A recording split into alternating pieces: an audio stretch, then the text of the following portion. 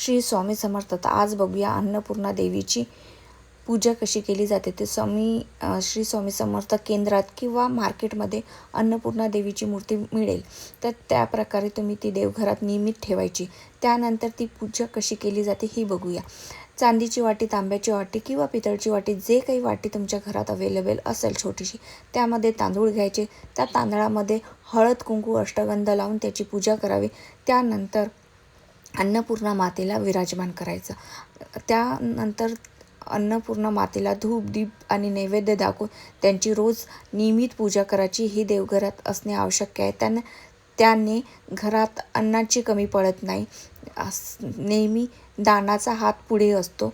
तर अशा प्रकारे अन्नपूर्णा देवीची पूजा केली जाते आणि ती नित्य सेवा म्हणूनच ती अन्नपूर्णा देवीची पूजा करावी. श्री स्वामी समर्थ. श्री स्वामी समर्थ.